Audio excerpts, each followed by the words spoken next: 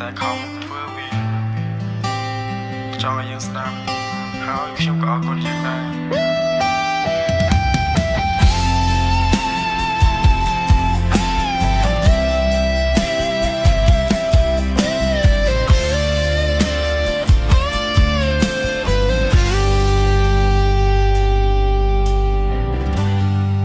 បងមិនចង់និយាយពីបាយទេ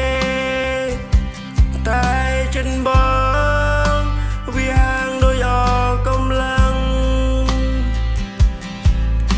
ថ្ងៃ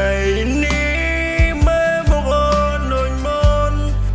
តែអារម្មណ៍មិនដូចថ្ងៃដំបូងពីស្រលាញ់ដែលធ្លាប់ស្រួលនិយាយ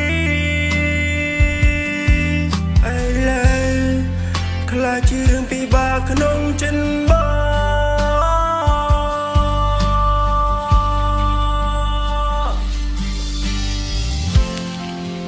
មិនមែនបងមិនស្រឡាញ់ទេ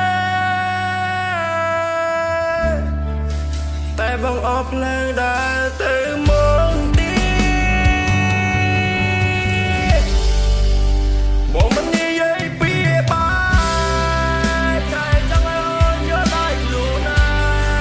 ងមកស្នេហ៍នេះមិនដូចដើមសូមអូនដែលចេញដែលចិត្តស្ងំបងមិនចង់ឲ្យអូនឈឺចាប់តែបងក៏មិនអាចបន្តបានស្នេហ៍ដែលធ្លាប់មានពន្លឺឥឡូវសល់តែស្រមោលស្ងាត់